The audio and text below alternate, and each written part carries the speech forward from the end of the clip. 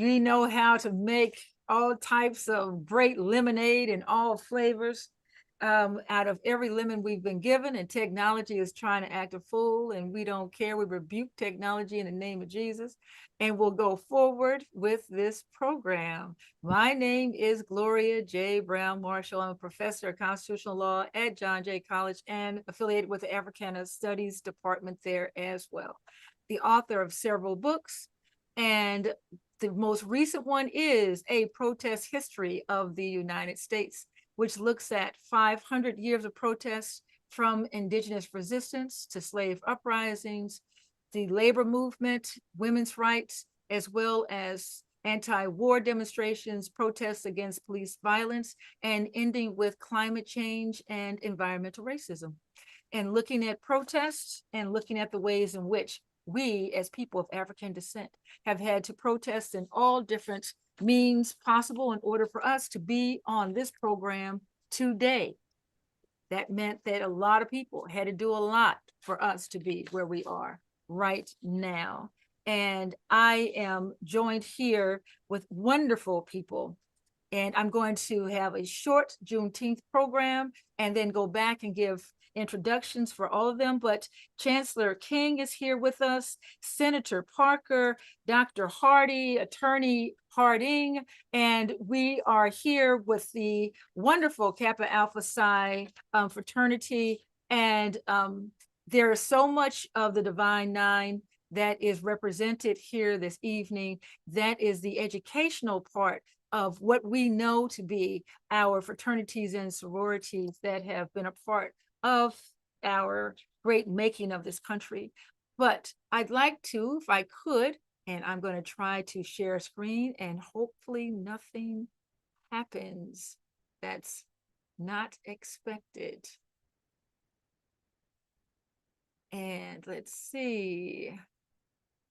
And we'll go to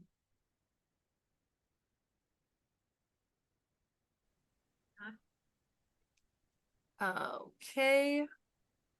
And Juneteenth. This is a Juneteenth program.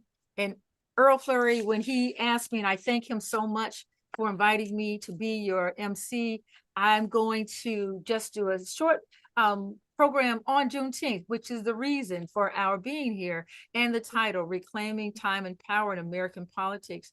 We are celebrating, commemorating, thinking about, must then give great thought to Juneteenth. And in this celebration, we're looking at June 19th, but not just June 19th, 1965, but what does it mean?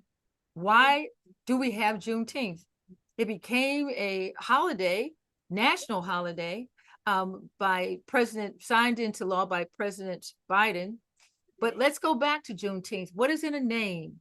It's called Freedom Day, Jubilee Day, Liberation Day, and Emancipation Day. It's a holiday celebrating the emancipation of those who have been enslaved in the United States. And it's based on President Abraham Lincoln's Emancipation Proclamation order. However, upon reaching Texas, June 19th, 1865, is where we get this idea of Juneteenth. The Emancipation Proclamation was signed well before that, but it took the Civil War between 1861 and 1865 and the troops of the Union to go into the seceded states battle by battle, bringing word of the Emancipation Proclamation, and of course by word of mouth, that people are free. What does the Emancipation Proclamation actually say? President Abraham Lincoln issued the preliminary Emancipation Proclamation declaring that as of January 1st, 1863, quote, all persons held as slaves within any state or designated part of a state, the people whereof shall be in rebellion against the United States, shall be then henceforward and forever free. Free. This is what we need to understand. This is the Emancipation Proclamation, an excerpt from it. The words free. However, What took place in the South was that the Confederacy, made of the Confederate states that wanted states' rights based on the Articles of Confederation, the document that preceded the US Constitution, that they have decided among the Confederates, this is one example, that they put in the newspaper, the Henderson Times in Texas. This is an article from November 9th, 1863. To all slaveholders of Rusk County, the government of the Confederate States now requires of you 1/3 of the able-bodied Negro men between the ages of 18 and 50 to be employed immediately. And what they did was, as you see in this notice from this particular article, that it had these people actually put into a ringed camp under guard so that they would not gain knowledge of the Emancipation Proclamation. So you may wonder, how is it that a document that's signed January 1st, 1863 does not reach Texas, in the deepest part of Texas, until 1865? Because it was during the battle after battle, and word of mouth, that we finally see that it reaches people who were intended not to ever hear they were free. And that's why it's so important for us to understand the Emancipation Proclamation. But that's only one point I want to make. This is a second point that people do not talk about. This is General Order number 3, which states, to the people of Texas, are informed that in accordance with a proclamation from the executive of the United States, the president, all slaves are free. This involves, and I put in bold here because it shakes me every time I say it. People, do you absolutely understand that we were given absolute equality of personal rights and rights of property between former masters and slaves, and the connection heretofore existing between them becomes that between employer and hired labor.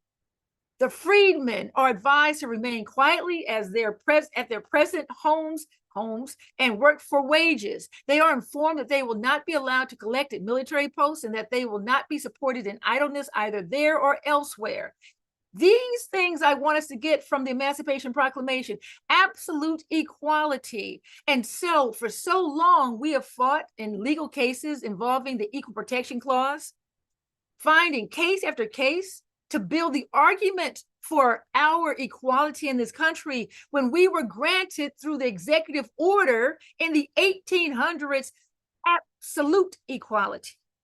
But we also need to know that this General Order number 3 disappeared and only reappeared within the last 10 years within the National Archive.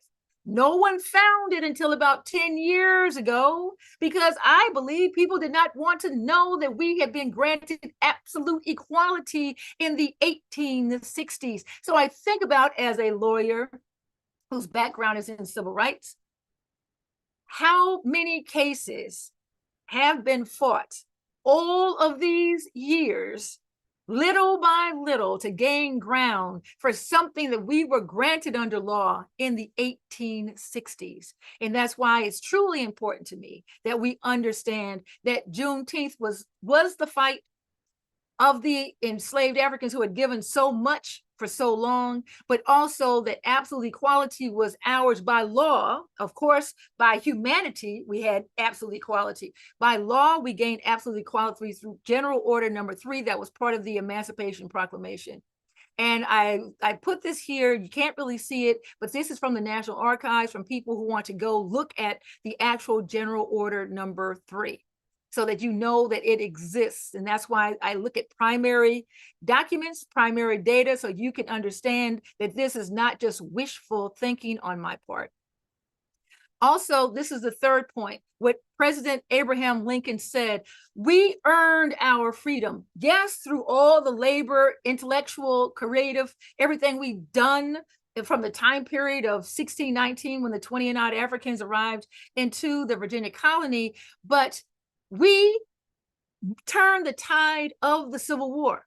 The Union was losing the war. Contraband becomes this legal concept by a lawyer who was also a military man, who said those people who are leaving the South plantations, not only are they undermining the economy of the South, because they're not on those plantations, those labor farms to do the work, but also they are becoming soldiers within the Union. And because they became soldiers within the Union won the war. Abraham Lincoln said, without the military help of the Black freedmen, the war against the South could not have been won. End quote. We must understand our role that we played. We were not just handed freedom, we fought and died and earned our own freedom in this war.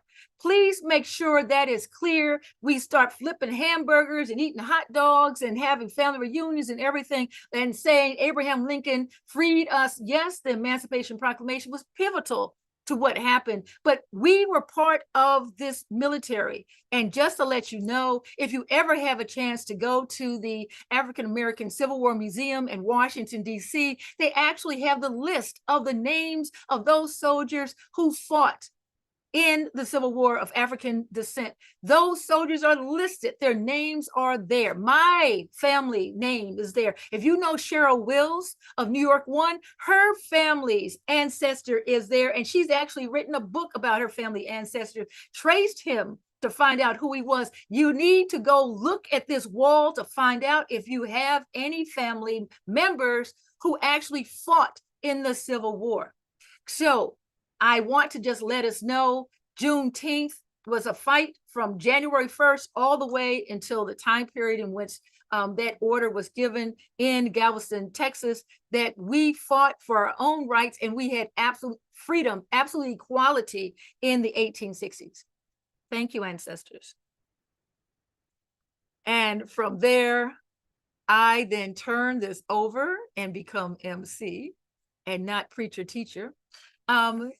Talking about our Juneteenth presentation. In our Juneteenth presentation, we have Dr. Kimberly Hardy. She is a member of Sigma Gamma Rho Sorority Incorporated, initiated in the spring of 1998, and the second vice chair of the North Carolina Democratic Party, making her the second highest ranking Black woman in North Carolina politics. In her role with the state party, Dr. Hardy focuses on ensuring that the voices of marginalized communities and the people who live in them, especially African Americans, are heard by elected officials and candidates seeking to represent them. She is currently an associate professor of social work at Fayetteville State University and HBCU in the UNC system, but will be joining the faculty of the University of the District of Columbia, where she will help create a new Master of Social Work program, congratulations, that includes a specialization on political social work, the only HBCU in the country with that focus. Welcome, Dr. Hardy. State Senator Kevin S. Parker is committed to restoring the overall quality of life for the constituents of the 21st Senatorial District in Brooklyn. A lifelong Brooklyn resident, Senator Parker has been a Flatbush resident for more than 31 years, nurtured, educated, and employed in the borough. Senator Parker is intimately familiar with the needs of the 21st District, which consists of many diverse communities, such as Flatbush, East Flatbush, Kensington, Ditmas Park, Midwood, Flatlands, Canarsie, Georgetown, Old Mill Basin, Bergen Beach, and Marine Park. His commitment to education has taken him into the classroom as a professor of both African American studies and political science at several colleges, including CUNY's Baruch College, John Jay College, go John Jay, Medgar Evers College, City College, SUNY, State University of New York, Old Westbury, and Long Island University. The senator is currently an adjunct professor at Brooklyn's College Center for Worker Education. At Penn State, where he received his Bachelor of Science degree in public service, Senator Parker organized students for racial justice and encouraged diversity at the university. He holds a Master's of Science degree from the New School for Social Research in Urban Policy and Management. Recently, he became a member of Kappa Alpha Psi Fraternity Incorporated through the Brooklyn, Long Island Alumni Chapter, Spring 2025 Initiate. Congratulations. He is also a member of the Alpha Chapter of Pi Eta Honor Society. Welcome, Senator Parker. John B. King Jr. is the 15th Chancellor of the State University of New York, SUNY, the largest comprehensive system of public higher education in the United States. As Chancellor, King and the SUNY Board of Trustees have established 4 pillars to guide SUNY's progress: student success, research and scholarship, diversity, equity, and inclusion, and the 4th, economic development and upward mobility. Under Chancellor King's leadership, SUNY has seen its largest operating aid increase in 5 decades, including double-digit percentage increases for every state-operated campus. The first operating aid increase for community colleges in nearly a decade, and dedicated recurring annual funding for expanding mental health services, services for students with disabilities, paid internships, and research, as well as addressing food insecurities. Before being appointed SUNY Chancellor, King served as president of the Education Trust, a national civil rights nonprofit, and professor of the practice at the university's Maryland College Park campus. Maryland College Park. Prior to this, Chancellor King served in President Barack Obama's cabinet as the 10th U.S. Secretary of Education. Thank you, sir, for your service. Upon tapping him to lead the U.S. Department of Education, President Obama called Chancellor King an exceptionally talented educator, citing his commitment to preparing every child for success and his lifelong dedication to public education as a teacher, principal, and leader of schools and school systems. Chancellor King holds a Bachelor of Arts degrees in government from Harvard University, a JD from Yale Law School, as well as both a Master of Arts in the teaching of social studies and a doctorate in education from Teachers College at Columbia University. But recently, he became a member of Kappa Alpha Psi Fraternity Incorporated through the Brooklyn Long Island Alumni Chapter Spring Initiative 2025. Congratulations and welcome, Chancellor King. We also have with us Laura Harding, Esquire, attorney at law. Ms. Harding is a racial and social justice warrior, social impact leader, organizational strategist for the Long Island community. She is an active member of Delta Sigma Theta Sorority Incorporated, initiated in the spring of 1996. Recently, she served as ERASE, E-R-A-S-E, racism president from September 2022 through February 2025. She worked with Adelphi University as a training facilitator for the Diversity Certificate Partnership Program. She worked with the Office of the Deputy Mayor for Education. She served as the Director of Strategic Initiatives, co-chair of Racial Justice and Equity Team in the Washington, D.C. metro area. She served as Director of Strategic Development for the New York City Department of Education and worked with the New York City Police Department as the attorney for their Risk Mitigation Division. Ms. Harding focuses on ensuring that the voices of marginalized communities and the people who live in them, especially African Americans, are heard by elected officials and candidates seeking to represent them. Welcome, Attorney Harding. Once again, my name is Gloria J. Brown Marshall, professor at John Jay College and a proud member of Alpha Kappa Alpha Sorority Incorporated, initiated in 1993. And we will go forward. I will give these questions. The first one is for all the panelists. We are talking about our participation in these very rugged times. And so I would like you to think about this.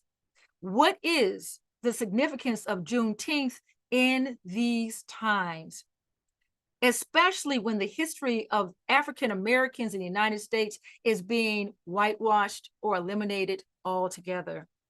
I open up and I will begin with our chancellor, and we will then open up to all after he has given his viewpoint on the significance of Juneteenth in these times.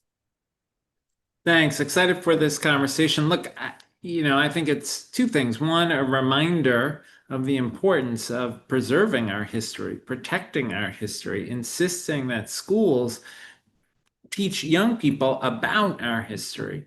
We cannot allow our history to be erased, and that means that we've got to organize. In districts and states all across the country, including, honestly, some districts in New York.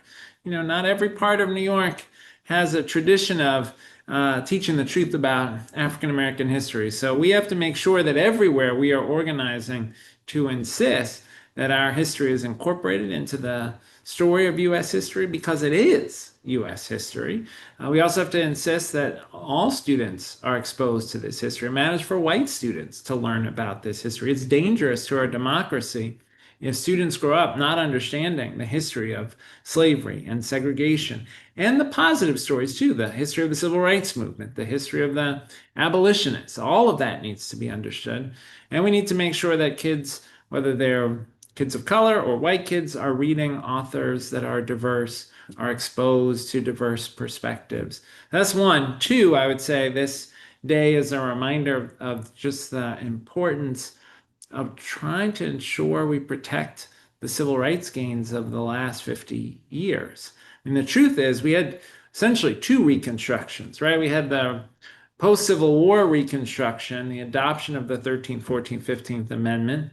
And then we had this long period of segregation and lynching and denial of economic opportunity. And then you had the civil rights movement and this second Reconstruction.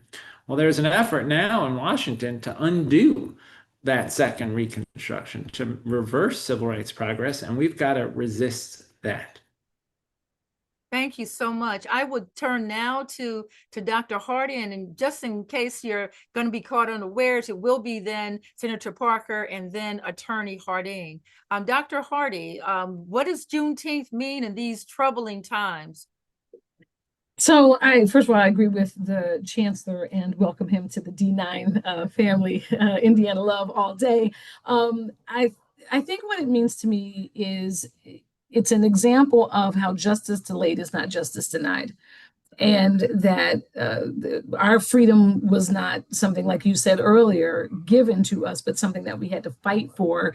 And what I like to remember is that, 2 years after the Emancipation, it's about 3 years after the Emancipation Proclamation, a few years after, Juneteenth, we were opening HBCUs.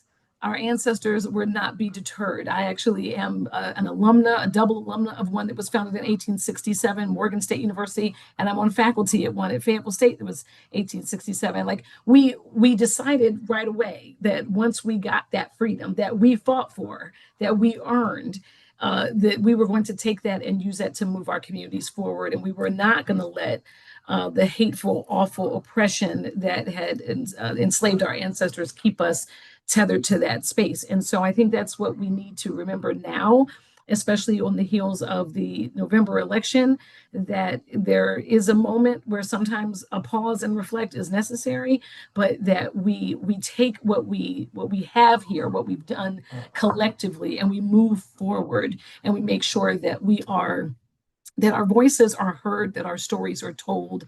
It is pathetic to watch what's happening under this current administration, where they're outlawing language and covering up pictures of people of color who have done excellent and amazing things because they can't stand to see the excellence. They can't imagine that it could be anything other than a handout. And so I think what it reminds me is that it does not matter what day freedom comes for one until it comes for all of us, and that we have to continue to push forward to keep it.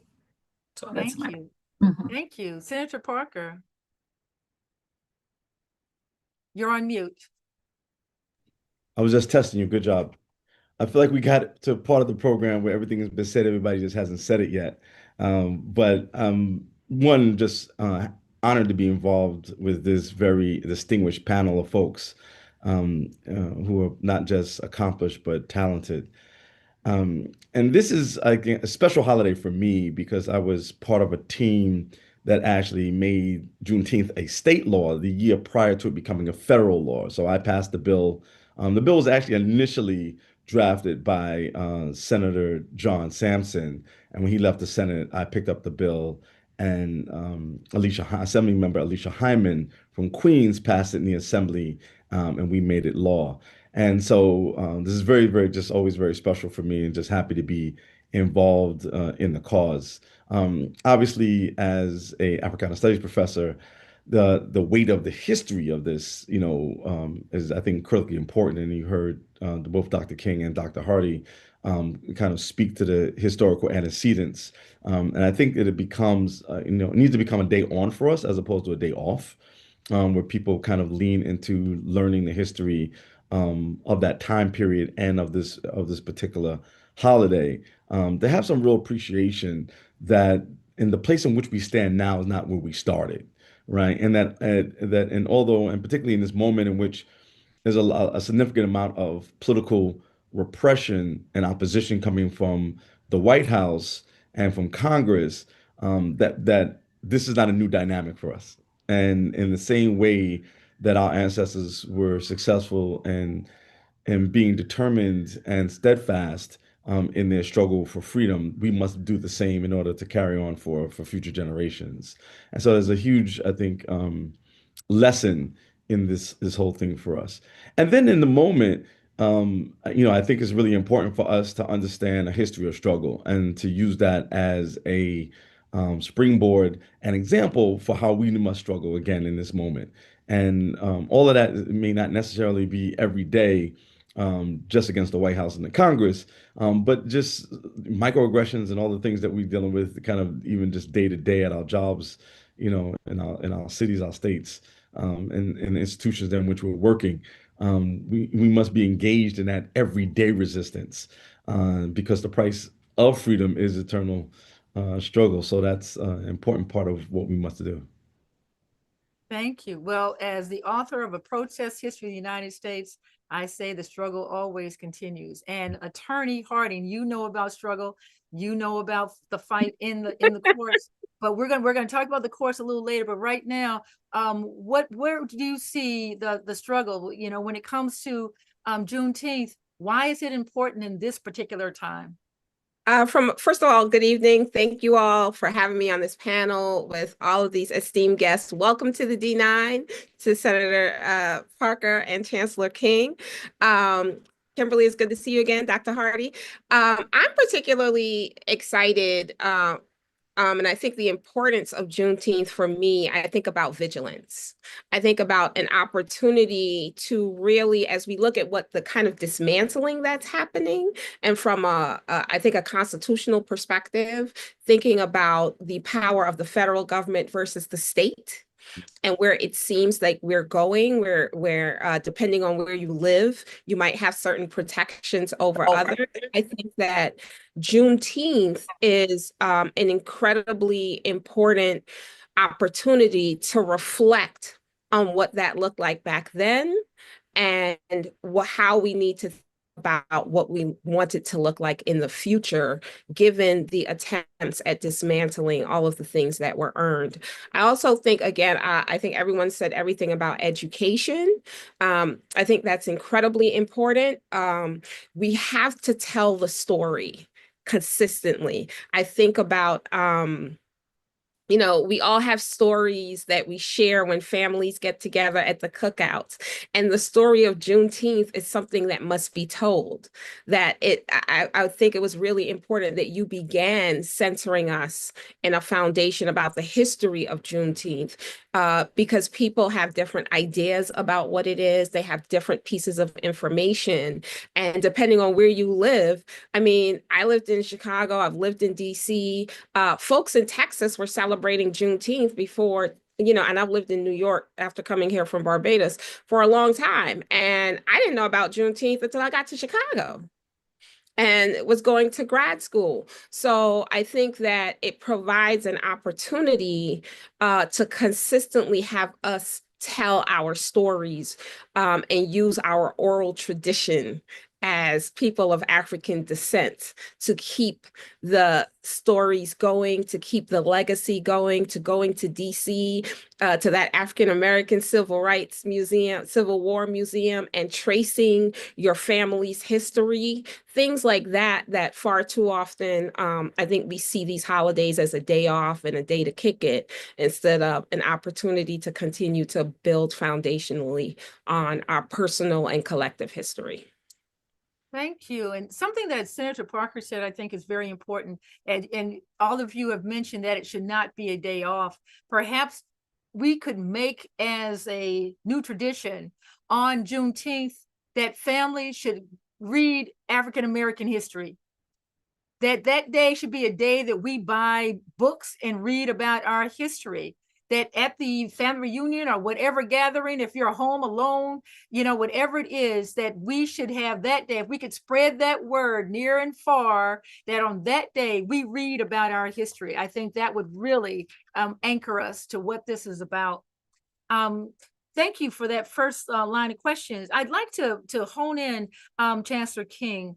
The Department of Education is, let's just say that education does not seem to be the primary purpose that the department is on the regarding the head of it and the policies that are being put forward, or at least the destruction that's taking place there. It's been said that during the congressional hearing, the Department of Educational head did not know about the Tulsa riots of 1921 or the murder of Emmett Till. That is being, Department of Education is being dismantled. And here we are, having known people, friends, and I know I do, who have worked in the Civil Rights Division of the Department of Education that's supposed to protect students of color, administrators, teachers, and look at what is being taught academically across the country. So how are we going to have protections for those people now? What are we going to do? What resources do we have that are available as this dismantling is taking place? What resources should we use? How should we react under these circumstances? Well, I'd say we think about this on three levels. One is we should continue to work to try to stop what the administration is doing. It's a violation of the law. It's inconsistent with what Congress has established in the law. And Congress has an opportunity to stop them. So that means protecting the department's core functions. What are those core functions? One, getting money to vulnerable students. The Title I program, which provides funding for schools serving low-income kids. The Individuals with Disabilities Education Act money that provides services for students with disabilities. The funding for Title III, which provides dollars to help English learners. Right, so all those funding sources, we have to make sure Congress steps up to protect. Two, the department provides Pell Grants, the access for low-income students to higher education. For us at SUNY, it's almost half of our entering students are Pell Grant students. The stakes are very high for not only our higher ed institutions, but for our future workforce if we leave people out of education. Now, the administration is trying to undermine the Pell Grant program, the student loan program that makes higher ed possible for low and middle income Americans. So we have to get Congress to step up and protect their constituents. Third function of the department, as you said, is civil rights enforcement. It's the place you go if you've experienced discrimination on the basis of race or sex or disability. In fact, a very large share of the complaints to the Office for Civil Rights of the department are from families who have children with disabilities and aren't getting the services they're entitled to. So we have to step up and try to get Congress to protect that. And then the fourth function of the department is data, research, understanding of where we are, who's being well served, who isn't being well served, where things are working that we ought to scale and replicate, where things are not working, where we ought to intervene. So we have to protect all those functions. So on one level, this is a moment for congressional advocacy. On the second level, we have to push states to step up and do this work where the federal government is falling short. Now, unfortunately, the history is not every state is willing to step up. I always remind folks of that Norman Rockwell painting of Ruby Bridges, because it comes immediately to mind, such an iconic image. And there's Ruby Bridges at the center, but who's around Ruby Bridges? U.S. Marshals. Why? Because New Orleans and Louisiana did not want to respect Ruby Bridges' civil rights. They did not want to provide her with an equitable education. But in states where we have the ability to push governors, legislators to protect students' interests, we need to do that. And then the third level is we have to go to the courts and we have to use civil rights law. And so we need advocates like Attorney Hart, we need folks who are willing to go and try to use the courts to protect the rights of individual students and of communities. So this is a moment where we can't just accept the administration's attack on education. We've got to defend public education. And what can families do? What can parents do? Look, if a family has experienced discrimination, the first recourse, they should still file a complaint with the Office for Civil Rights because they are supposed to act on it. And they should also seek help at the state level, whether it's the state education department or the Human Rights Division. Then at a local level, they ought to reach out to NAACP and other advocacy organizations who might be able to provide immediate support, including legal support. Thank you so much. Senator Parker, we are witnessing the use of laws that are, in our estimation, we consider settled. We believe they were settled. We had precedents. We had worked for, so many people had worked for so many years in order to have the precedents that were not only there to protect people of African descent, but and this is something that's some type of myth that if a case is brought by a Black person in dealing with race issues, that is only supposed to be for the Black community. And these cases mean that many people are protected by the outcome, the positive outcome of these laws. It's been said that we're in a constitutional crisis.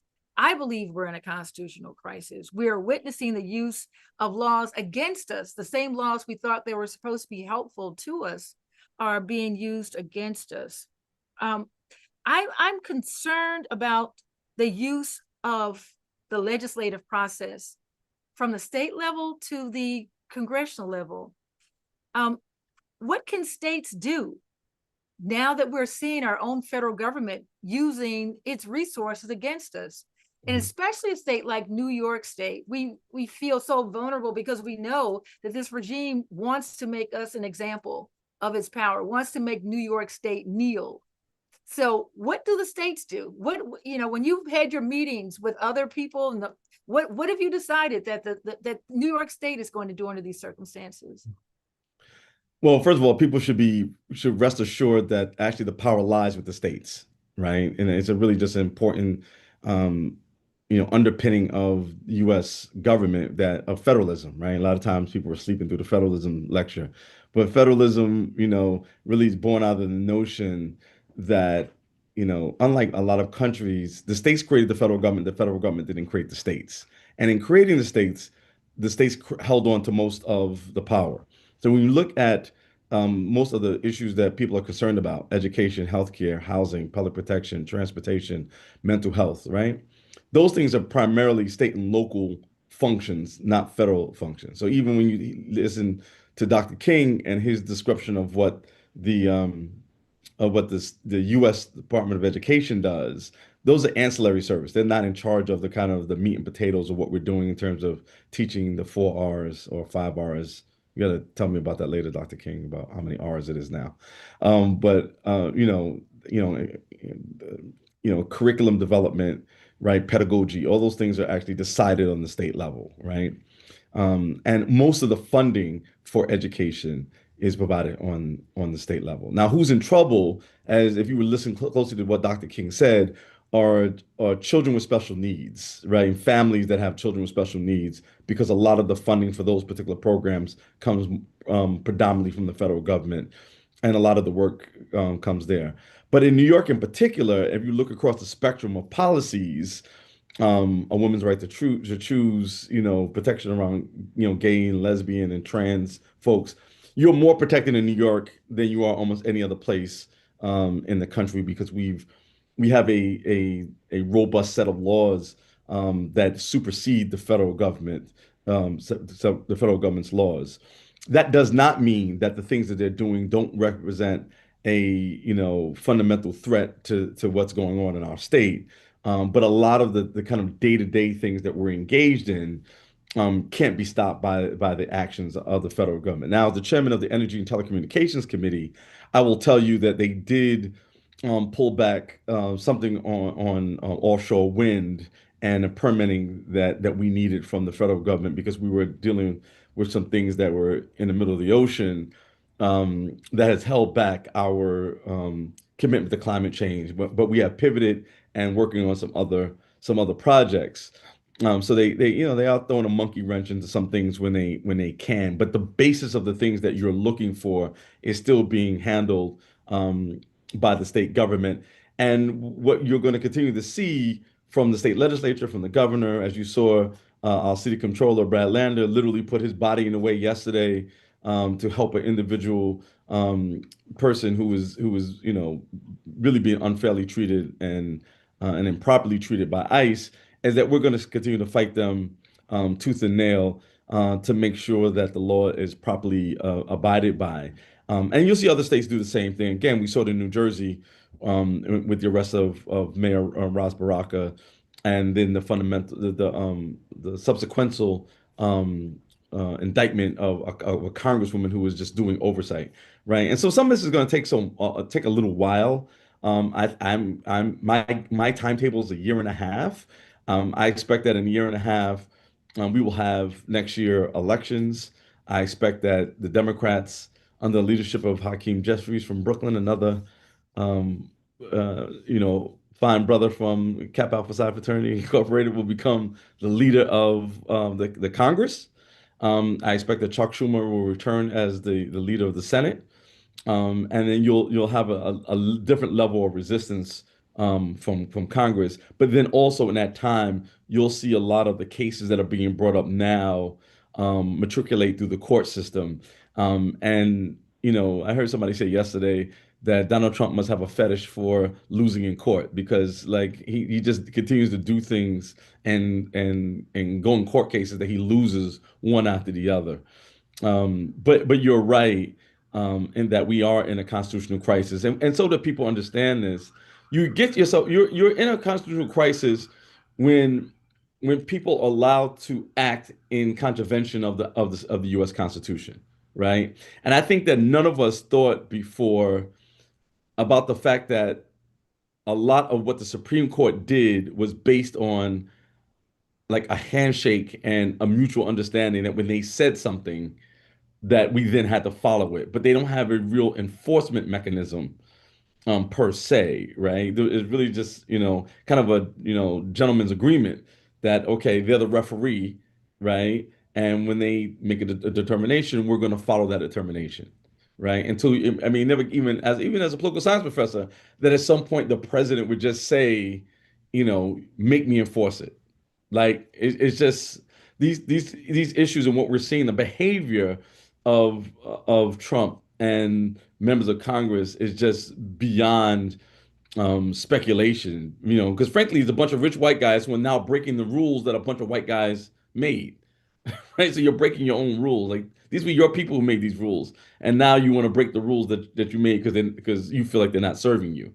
And by the way, in this context, it ain't like prior to Trump, black people were and blacks and Latinos and Asians and women and gays and trans folks were like running the world, right? Like like we were still struggling, and that was too much for them. And so, but I will tell you that your state legislature is and your local governments have been fighting, particularly here in the state of New York. And I think we do have to continue to have a resistance. But a lot of the day-to-day issues that people are concerned with are actually being addressed. I want to follow up on that because of what happened in Los Angeles. Mhm. And we know that that Donald Trump has a particular hatred for New York City because New York City showed him, quite frankly, that he was not a favorite child.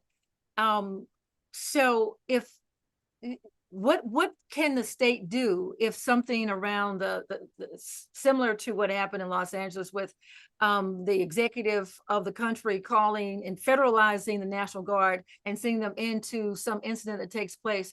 We know during his first administration, he wanted to send the National Guard into the South Central or South side of Chicago. He vowed to do that. So I knew he was going to send the National Guard in sometime during the summer. I know it was going to be as early as this, and it was going to be in Los Angeles. So if he wanted to send the National Guard into New York City, if there's some incident that takes place that he believes is a trigger enough to do that, what can the state do? Well, there's two things, right? So one, there are a number of lawsuits that are going through both about his use of his federalization of the National Guard without coordination with the state government, because that's really what the issue is, right? Because usually there's a coordination with the state government before you nationalize the Guard. And then there's a whole other lawsuit And about that's a handshake too. that's not right. that the law doesn't say they have to coordinate with the governor. But yes, correct. And then but there's also pattern in practice, right? What we also, what was called pattern in practice. And so we'll see where that plays out. And then the use of the Guard, right? And then there's a whole other lawsuit about the use of Marines, which again are not trained for this kind of work, and that you've now mobilized a Marine unit to be engaged in this. So I think that those lawsuits will probably be settled first before he goes out. Now the problem is, again, you use the term constitutional crisis. We could get favorable court decisions. He could be like, kick rocks, I'm gonna do what I want to do, and I'm gonna order these troops, and I'm gonna do right. And so it becomes a scary dynamic. And then the question becomes, do you have generals at the Pentagon or at the National Guard level or at these, troop level who's simply saying, we've gotten a decision from the, from the Supreme Court that countervails the thing that we're getting from the commander in chief, and which one do we follow, right? Or maybe not. I mean, we have a conservative supermajority on the Supreme Court that could let him do what he wants to do anyway. Yeah, theoretically, I don't see that happening, but theoretically, yes. But well, I won't even say it's here, because theoretically we didn't think what we saw happen in Los Angeles would actually happen, that the Marines would be in Los Angeles and that the National Guard would be federalized in Los Angeles. So that's my point. That's my point. We can wind up with Crimson Tide. If y'all remember that movie with Denzel Washington and Gene Hackman, right? Where they're both, fighting. But my question is, in all seriousness, Senator, what is the state prepared to do if something like Los Angeles is something that might happen in Manhattan? And we don't have time to wait for the courts. There's no recourse. That's what point I'm making to you. There's no recourse. I mean, the reality is if there's I'm guessing before it happens anyplace else, that there will be some court decisions, right? And as you're indicating, the court decisions can go either way, right? No, what I'm indicating is, if this happens before the court decisions. Well, all right. So let's say it happens tomorrow. Yes. There's nothing we can do. Okay. There's nothing we can do. I mean, the reality is that at this very moment, he can mobilize he can nationalize federalize the National Guard, and he can mobilize them if he wants, right? In this very moment, and I don't think that we have a recourse unless you get somebody at the command level of the National Guard who simply says, I am not going to obey that command. And that's why I'm telling you, that's what creates a constitutional crisis. Right, is that when there's different interpretations and nobody is honoring the Supreme Court. At some point, the Supreme Court may become moot, right? And just as an entity, if the commander in chief just decides I'm no longer going to listen to them, and they cannot make me do something that I don't want to do.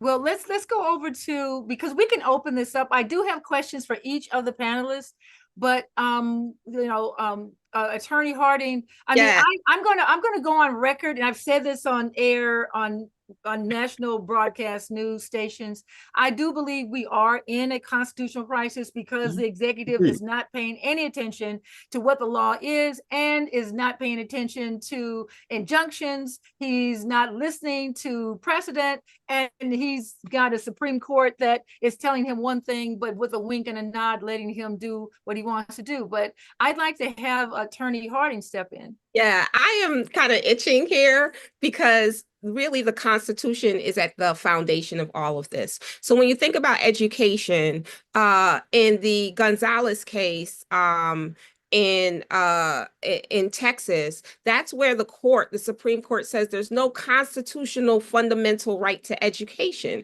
which is how it becomes a state responsibility, especially when it becomes around funding, right? So now you have literally we have to think that the Department of Education was established fairly recently in American history, and it was precisely established because all states weren't doing what they were supposed to, even though most states have enshrined the right, a state constitutional right to education. So the idea of the federal government as we know it, and the Constitution as we know it, and the courts, it's not just the courts, it's really this checks and balances is really the reason why the 14th Amendment is so important, is because you have the no state shall. And that in the event that a state is not doing what it needs to do, that there is some recourse for the individual to use the federal government and the Constitution itself to achieve the rights and to get access to the rights that are due there. Then when we talk about police power, remember that's the 10th Amendment. So we have to remember that we're talking about that largely police power has been left to the states, except in these instances where you have the National Guard step in. And usually the way they weigh that, as we saw in the civil rights movement, I think this is the first time they've actually used troops, except maybe way back in the 1900s. No, no, I want you to go, when you have a chance, I want you to also address the question I asked Senator Parker about, from your standpoint, if they send troops into New York, into Manhattan. If they send troops into Manhattan, look, this is the issue, right? Blue states are playing by the book. Red states and the president and Congress are not. And so blue states are going to have to take a stand and decide if you're going to continue to play by the book, or you're going to have to take a stand. So right now, I think blue states are saying, look, we don't want an all mass attack against our citizens and our residents. So therefore, we're going to do what we can and play by the book, right? And we're going to go through the courts. But what we're ignoring in these instances is the militarization of police forces that has been happening over the course of the years. So when you have blue states kind of say, well, you as the government, you as the federal government and the president are usurping my power by federalizing the National Guard and bringing Marines in, but then you roll out your local police force, who is just as detrimental and is actually supporting the actions and not necessarily protecting the citizens, then frankly, I don't even think it's an issue of what the states can do. I think it's an issue of how the states also end up supporting it, because now you have one law enforcement and two military operations happening, and there's no one actually protecting the citizens. So I think right now citizens feel as if there's nothing the state can do. They are gathering themselves, whether it's through organizations, local organizations, grassroots organizations, mutual aid societies, to put themselves on the front line, because as you're seeing from the videos, the police departments are joining in as well. So I think we are past a constitutional crisis. We're at the point where we need to not only try to continue the court process to make sure that there's a record whether it's adhered to or not of what we want to do. But we also are in a situation where we may have to rethink the very basis of the Constitution and what this country stands on. And I say that because the reality is it is a gentleman's agreement. It's a gentleman's agreement, not just with the court, it's a gentleman's agreement with Congress. It is, I do not think that our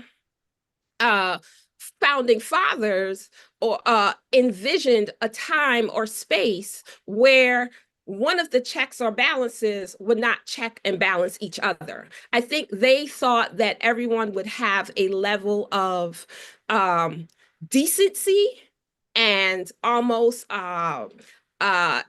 agreement. I mean, when we think about Andrew Jackson, for example, even though he did many things that were targeted against the Native Americans and the indigenous peoples and Black folk, the Congress at that time turned around and were like, dude, we tired of you. Like, you're doing too much, right? Even people from his own party. But that required a level of commitment to integrity and a commitment to a belief in a thing and even a morality, right? That there was only so far they were willing to go. We've gotten to the point where that's not existing in this current Congress and in this current administration. I mean, we even have Democrats who are voting irresponsibly, talking about, well, we need to work with them. You can't work with a dictator. And you can't work with people who are unwilling to honor the very thing that has been the fabric of this country for 250 years. So I think that we're past a constitutional crisis, and there's a level of planning that we have to be doing. You know, we can keep the cases as a record. Citizens are going to have to organize differently. We as citizens are going to have to pull our local and state governments on the carpet about the way that police departments are supporting what is happening and the way that they're not necessarily protecting citizens, but actually even aiding and abetting some of the negative things that are happening with this militarization with ICE. And with not necessarily National Guard, but with ICE and what may happen. And I think that we also need to be thinking about where are the changes in our Constitution that need to happen as a result of where we're seeing how easy it is to just ignore and dismantle what we've built on and lived on for 250 years. I thank you for that. I'm gonna push back only on one little part, and that is I do believe, based on my research and on the Constitution, that the framers feared just what we have right now. That it's amazing that it took so long for it to happen. But when they met together in 1787, it was with the idea that James Madison would create the Bill of Rights so that the people would have something to fight their own government. So the government they created, ratified in 1789, and then have the Bill of Rights in 1791 to turn around and say, if this government gets out of hand, we have the people, and the people will have these rights under the First Amendment and have the other rights as well, but also the right to petition the government for a redress of grievances. So I think maybe they intended for the people to be that last, weapon to be used against their own government if their government got out of hand. So I'm amazed it took this long for someone to just say, I don't have to do what the Supreme Court says. In judicial review, yes, gave them the right to say when the other two branches were acting outside of the Constitution. But I'm not surprised. It only changed once you started getting Blacks, Latinos, and women and Asian people involved in the government, right? As long as it was white guys arguing amongst themselves and sharing the power amongst themselves and keeping everybody else underfoot. Let's be clear. Trump is a overreaction to the election of Barack Obama. And not that Barack Obama did anything that was radical or anything like that. I mean, he's a corporate Democrat. But that's the visualization of a black man as the head of the government was just too much for white people's fragile egos. And so that's what we're getting. I would also say it has to do with the future. And many of you have said in your opening remarks that this is not just what happened in the past, it's not just the present, but the future. And so I'm going to very quickly to Dr. Hardy, and this can be opened up to everyone else as well. But I'm going to start with Dr. Hardy and this idea of politicians coming into office, you know, promising many things, and that's not new. Not new at all, with politicians promising things to get elected, and then going into the office and not doing what they promised.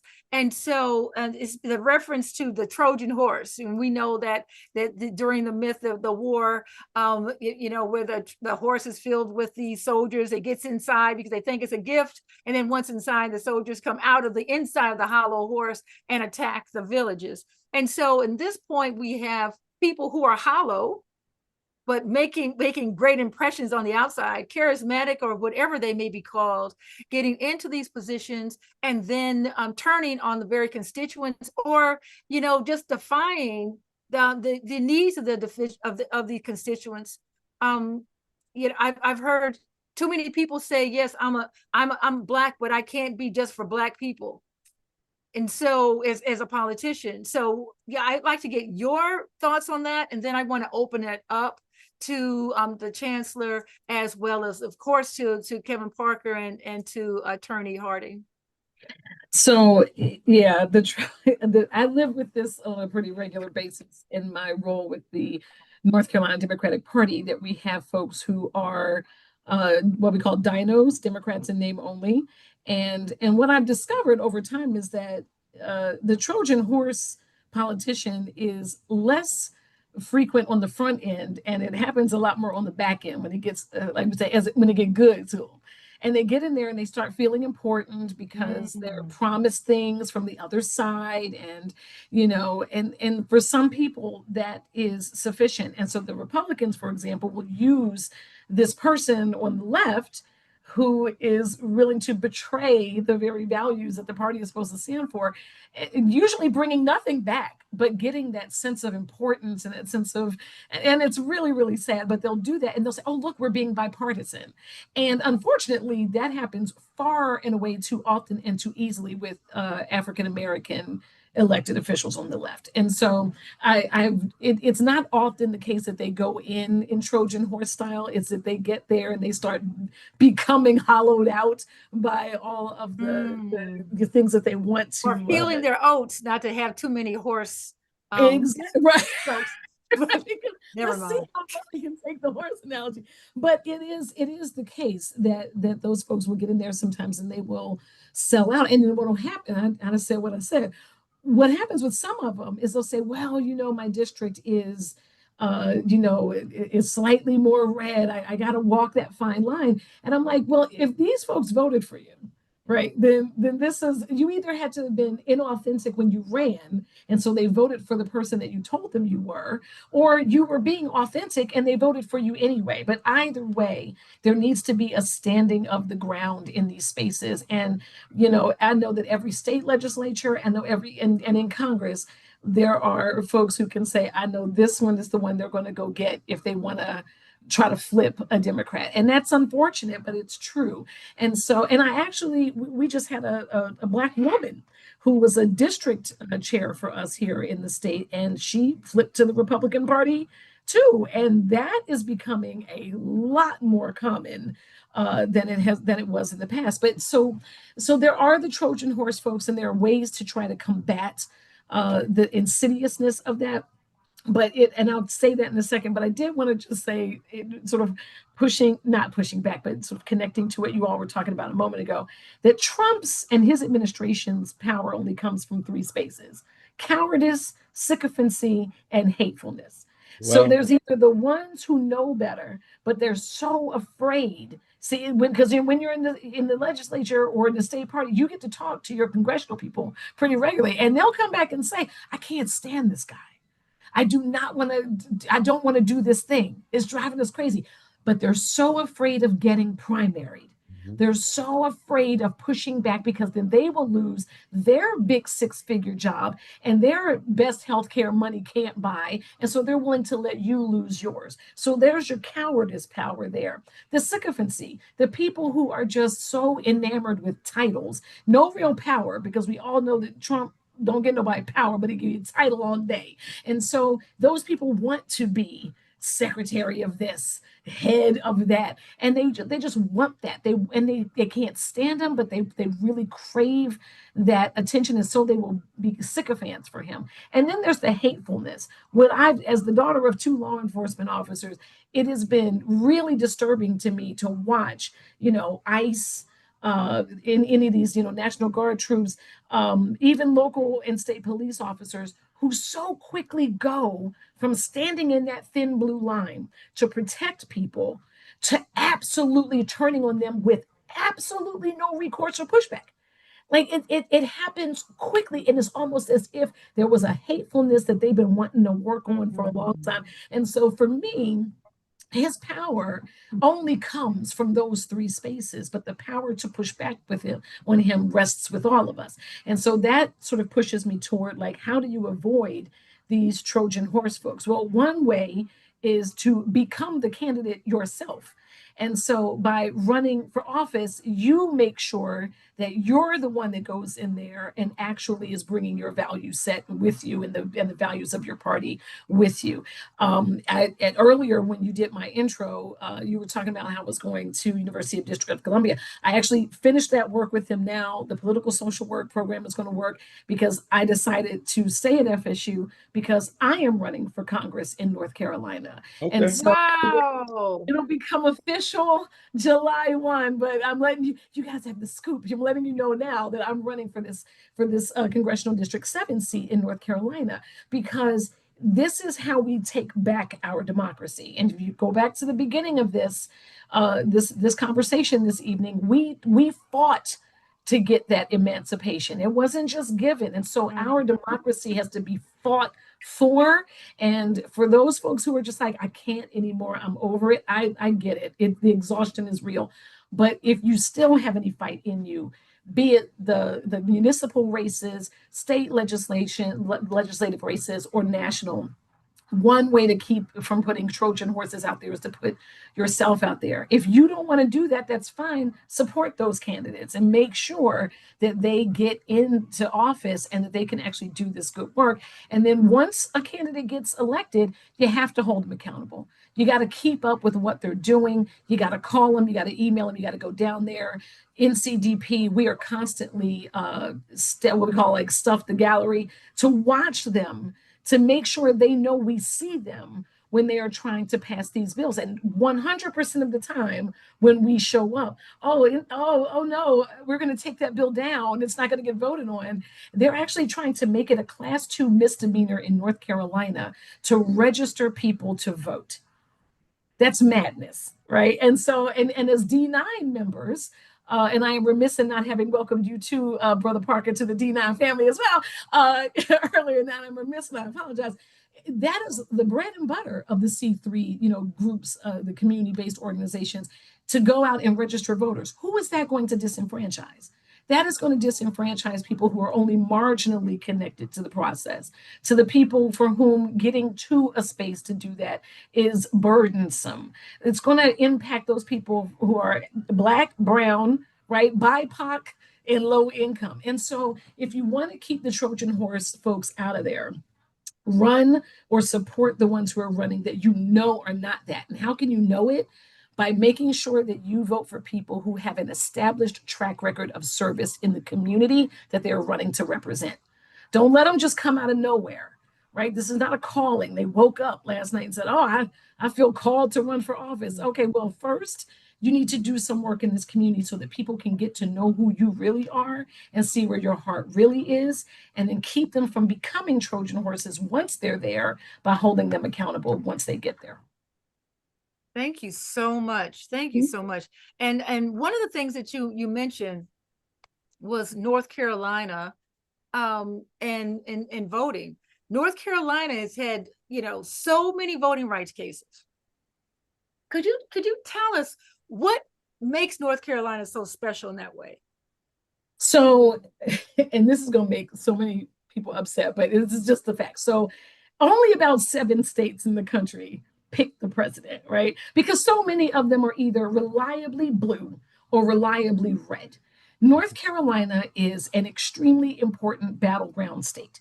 And so, as goes those 7 states, so goes the nation.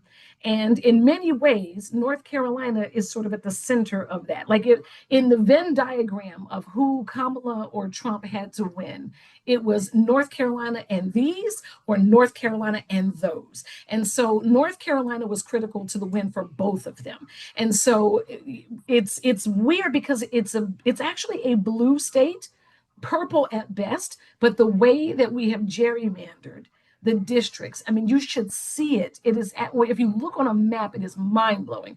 But they have gerrymandered it to the point where even though, if you look at the voting numbers, more Democrats voted for Kamala Harris in North Carolina than folks voting for Donald Trump.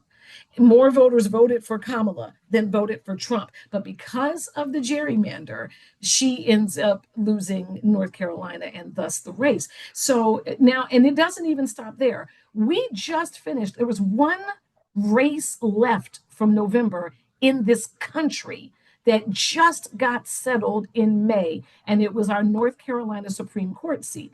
Justice Allison Riggs won that seat by 734 votes.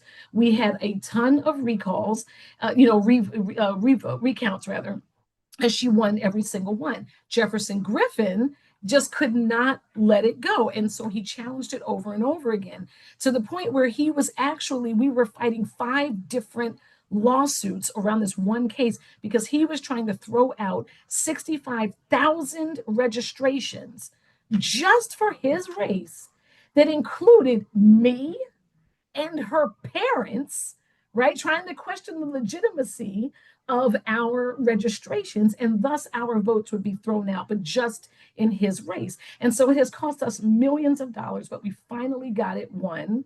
And then he tried another thing, which was to get rid of several hundred votes of our military affiliated folks who cast their legal ballot, even though they were stationed overseas. Most people never think to try and do anything to the ballots of military affiliated folks or veterans, and yet he still did it. The court wound up saving the day, which is strange in North Carolina, but they said you cannot change the rules after the ballots have been cast. And so all of our registrations were safe, but all that means is they're going to try to do it on the front end next time. So North Carolina is a battleground state. They know that it is largely blue, but that if they gerrymander it just so, what the Supreme Court said, with surgical precision, they can shift the balance of power and make people's votes not even matter in the same way anymore. But we can do something about that. The tide is shifting. You see that even Republicans, not MAGA folk, but Republicans are actually tired of all that is happening. People who genuinely believe in the rule of law, due process, things like that. They don't like what ICE is doing. They don't like that people are getting snatched up off the streets, and they are pushing back as well. And so districts that looked impossible on paper for Democrats to win, you've seen special elections across the country where they're either winning them or moving them 15 and 17 points to the left. So there is hope there. Again, Trump's power comes from cowardice, sycophancy, and hatefulness. Ours comes from collective action and showing up in every single election. Thank you. And I want to take that and open it up to the midterm elections. As we get closer and, so hopefully some planning is made, I give props to these conservatives who think generationally, and we think to the next family reunion or perhaps to the midterms. So what can we do in actual preparation for these midterms? And I open that up to one and all. So I just want to, there's so much to say. So when it comes to the midterms, I think the most important thing we have to do is educate, not just register people to vote. We spend tons of time registering people to vote, but we never spend any time educating them around the issues and not necessarily saying how they should be voting, because in our D9 space we can't, but certainly helping them to understand the impact. And this is something that I've found has been missing on every level from every organization, whether it's a D9 organization, the NAACP. It's all about registration. They wait that summer before. They don't talk about primaries. And we know that local politics, even congressional politics, are based on what happens in the primary, depending on the state. So those are two huge things. We need to do more education. We need to get more people voting for primaries. And we also need to really hold people accountable. We talk about Trojan horses. I'm not even talking about Black Trojan horses. I'm on Long Island. I'm talking about Laura Gillen and Tom Suozzi. Yes, I'm calling them out, who consistently vote with the Republicans against the interests of the Long Island residents of color, because they certainly vote for the interests of the white Long Islanders, and who actually wooed all of the Black leaders on Long Island, Lauren Gillen specifically, and met with us consistently and has voted against our interests for, I would say, 90% of the time that she's been in Congress. She needs to be primaried. I don't care. Like, she needs to be primaried, and we can't continue to guarantee Democrat seats because they're Democrats if they're not doing what they need to do when they get in office. We have to stop that. So there's that piece. I think luckily for New York, we have a very strong Voting Rights Act, the John R. Lewis Voting Rights Act, even though we need to make it a little stronger because we depend on people who are disenfranchised to bring cases. And they may not always have access to NYCLU or, other organizations to bring cases, but we've relatively worked to kind of protect that. We've had a lot of cases on Long Island attack the gerrymandering, but we also aren't, and the redistricting. But let's talk about the Voting Rights Act. Let's talk about the Shelby case. Let's talk about the fact that prior to the Shelby case, the court had warned Congress that they needed to fix the Voting Rights Act. They never did. And so now we have a gutted Voting Rights Act that literally, again, makes it easier for people's rights to be disenfranchised around voting. And we have bills in Congress. I mean, part of this big, beautiful bill and the other bills they've been shoveling through have been ways to disenfranchise, the vote. But you're not going to get that, Laura, with the Republican Congress. And we haven't had control in both houses. I get that. I know we're not going to get that. But what I'm saying is that, to Gloria's point, we have to, we can't plan for the next election cycle. This is how we got here, right? We got here because people know that by, 2030, whenever, America's going to be brown. So how do you stop America? 2045 is 2045. what the official year is. We've been talking about this for 20 years now. Right. So they're like, well, we don't want America to brown. So how do we attack that? So they're doing that. Meanwhile, we're talking about the next election. We can walk and chew gum at the same time. We have to have a short-term plan and we have to have a long-term plan. And far too often we're limping and we're like, well, let's just get through the midterms. And I want to know what's the plan for the next 20 years. That's what I want to know, because I'm not hearing it. I'm not seeing it. And you gotta make it. Well, we're waiting for you. You the strategist. You and Dr. Hardy got to make the plan. And listen, and she's right. And she's so right. And I want to, if I could, just speak to this piece about, like, let's not just go one election to the next, because in North Carolina, we have an election every year. And so we don't call it the off year, we call it the odd year, right? The odd number year. That's all it is. But when we talk about building generational leadership in elected politics, it starts with the municipals.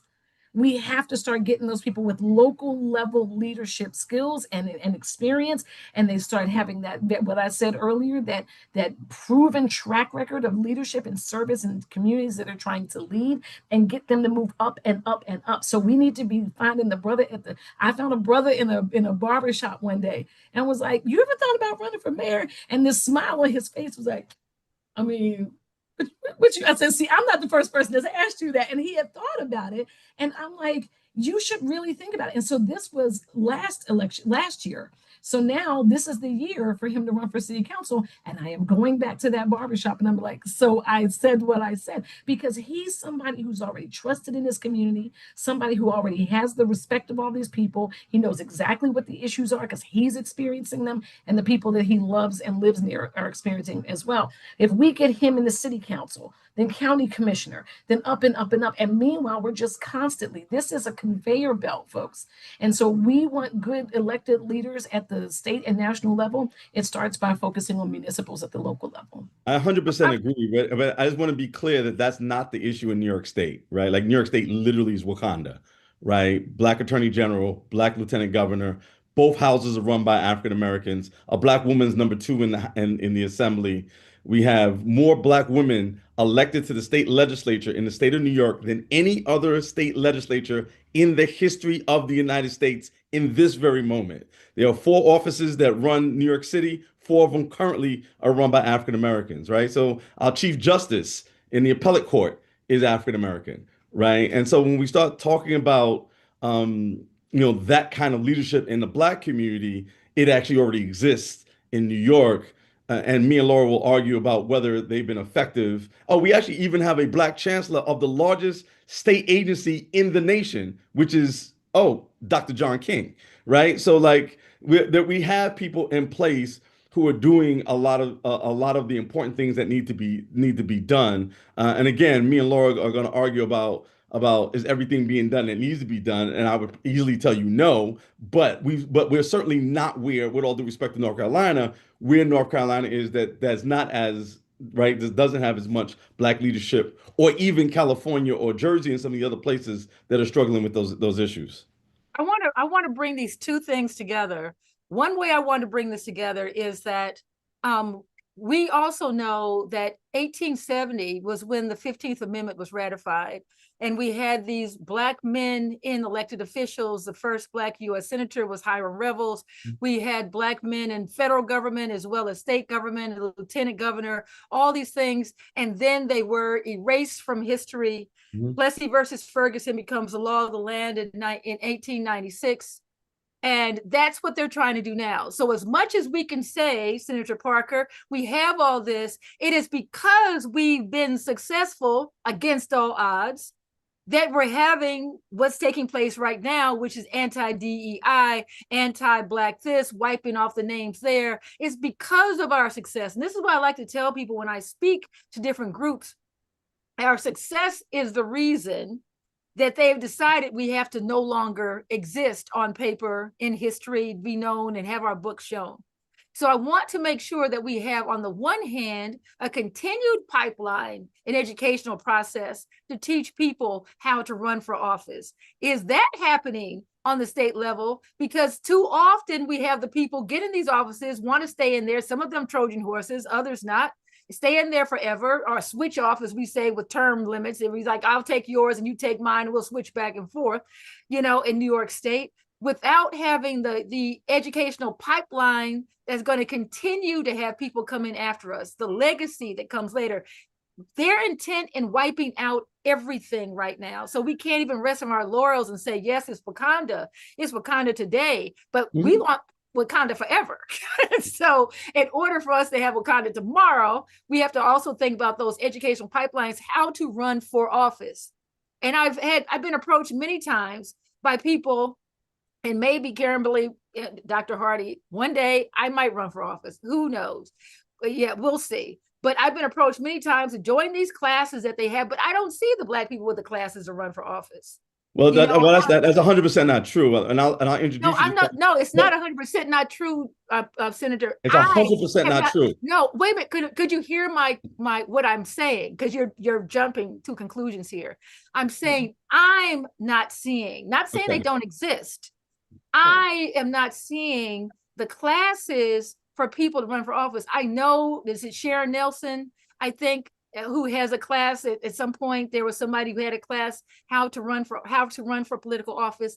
I don't see them. So the person, listen to the rest of what your eyes are going there. Listen to the Okay. rest of what I'm saying. Yeah, I'm The hearing it, but I person came also up- know what happens in real world, right? So like Okay, you have could you organizations like listen to High what? School America, Okay, you have what I'm saying. organizations like Lead to Run. Like there are probably 5 or 6 organizations just in New York City that are focused on people of color that is actually doing that work. And you have But organizations all I'm saying is So, that so can what I'm I saying is agree with I you? haven't seen them because I if I'm not seeing them, maybe the person in the barbershop, I'm going back to what I agree. Dr. Hardy is saying. That might be the reason why some other people may not be seeing them, because I kind of get around to different places and I'm not seeing them. That's all I'm saying. Gloria, I agree with you. I think two things at hand here. I think Black Voters of Long Island actually has a summer program for all the college professors here that we will educate. We're looking for Long Islanders college age to be trained to work on campaigns, not just to get signatures for petitions, but to actually work on campaigns so that they learn how to run successful campaigns. They learn the ins and outs. It is a free program. And I will try to put the link in here or send the link later. That's all I'm asking for. And Senator, if you have programs, please put the link in. I also want to say the NAACP on Long Island does a training program for folks around running for the school board.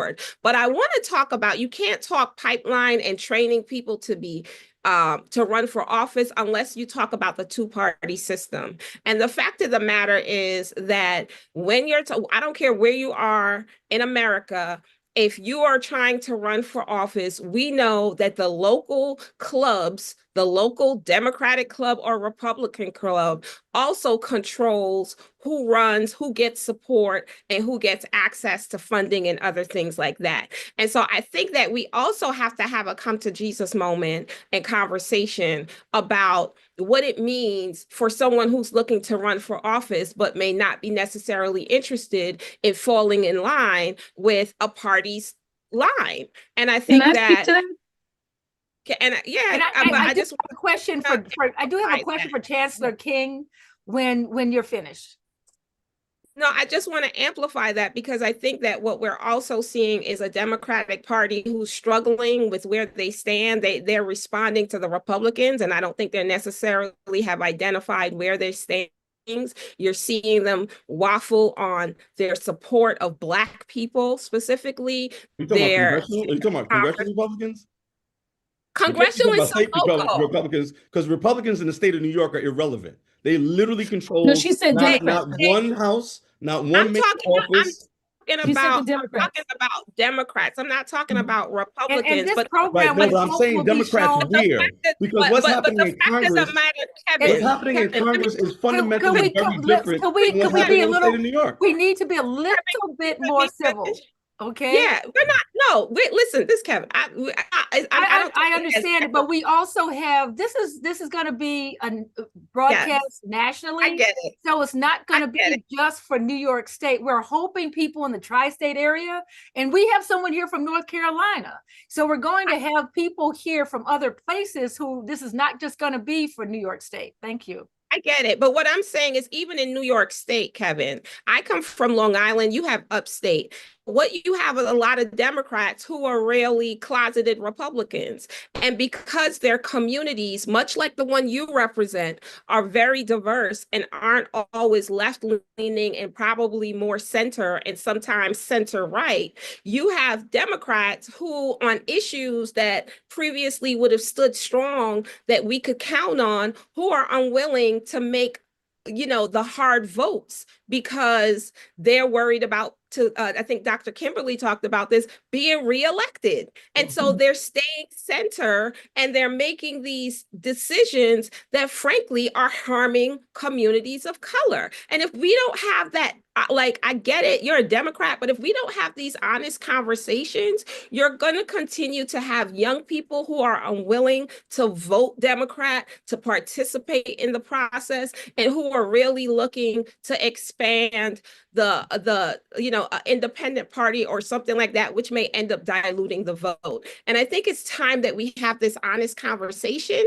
instead of staying to the party line to the point where it's becoming disenfranchising, and also it's putting off the young people who we need to get involved in the process. I could I don't not think that's agree really with true, that but more. okay. I mean, you literally just have more Black Democrats elected to Long Island than you've ever had, including Kwame O'Farrell, who actually represents a majority white district. You just won with Sela Bino, who is the first Black woman to represent Nassau County in the state Senate. Like there are more Black people and Latinos representing places in Suffolk and Nassau than you've ever had ever. And so, and I don't, and then from a policy perspective, you would have to show me where the state legislature hasn't done something that it really needed to do because people Affordable are housing. taking bad votes. Affordable housing. I mean, the reality is that we're one of the most, if not the most progressive legislature in the entire country. I mean, in fact, the argument of places like, if you listen to the Long Island papers, Newsday, they'll tell you that we've gone too far on a lot of the issues that we're voting on. So I'm not sure I agree with you. Okay, So I would say that, could we do two things? One, I'm yes. going to hear from you, Dr. Hardy. I would like both Laura Harding and Senator Parker to put those resources in the chat. You talked me down about having 10 places, this, that, and the other. Put them in the chat so that people know where they are. That's the whole point I was making, is you have all these things, but if we don't know about them, then, it's a tree in the forest. And then after Dr. Hardy, I really would like to get this question to Chancellor King. Okay, so I'll try to be very quick, but I'm in politics, so probably not, but I'm going to try, right? So one is when we're talking about like supporting folks with training and things like that.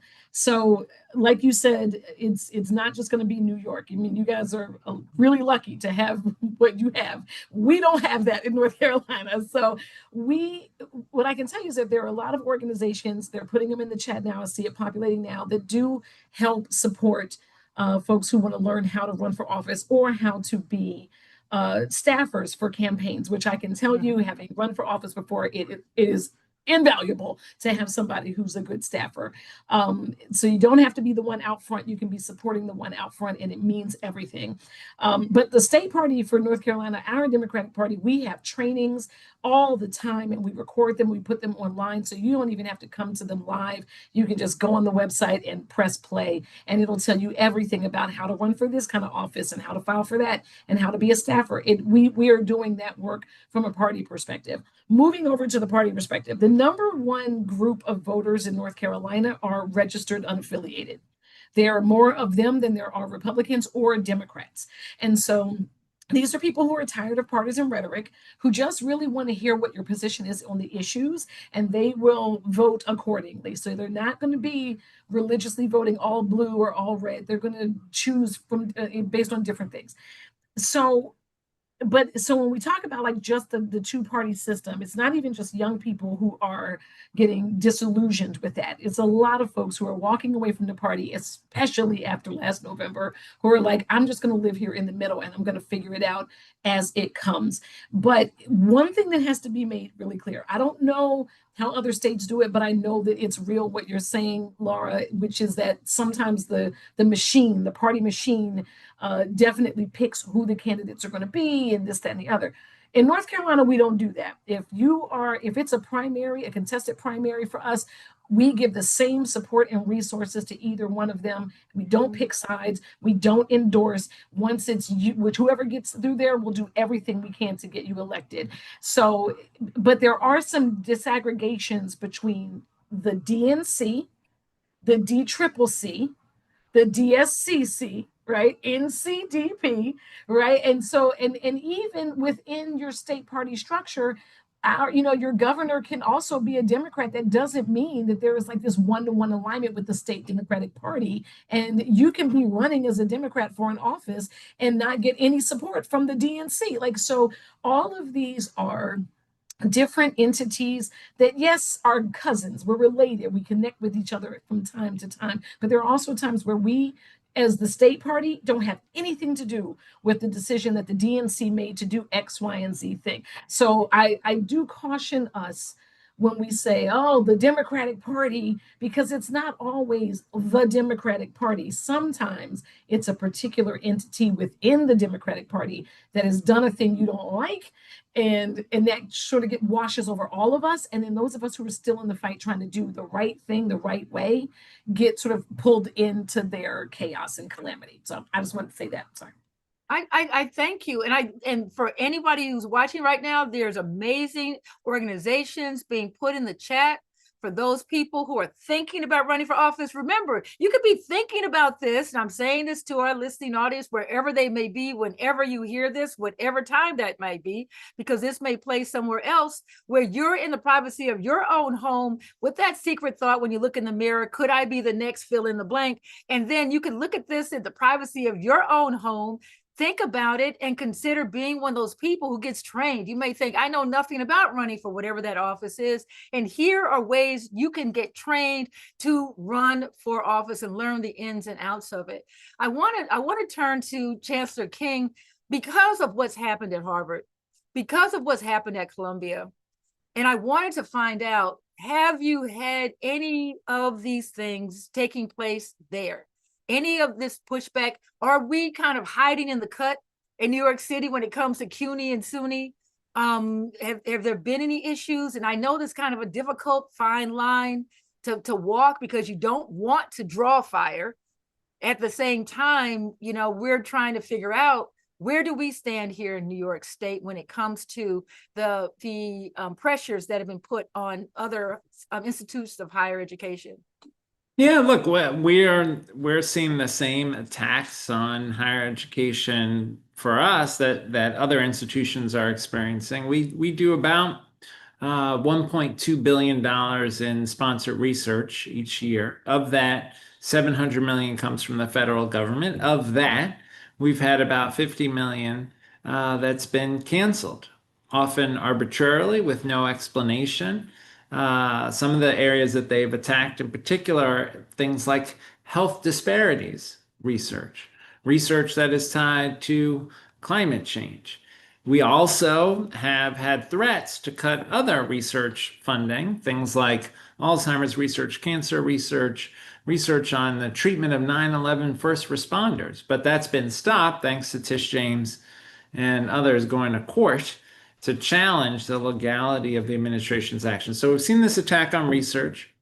We've seen an attack on the ability of international students to come to United States higher ed institutions, which is incredibly wrongheaded. And one of the strengths of our economy as a country over the last more than 75 years has been that we have been able to attract the best talent in the world to our institutions.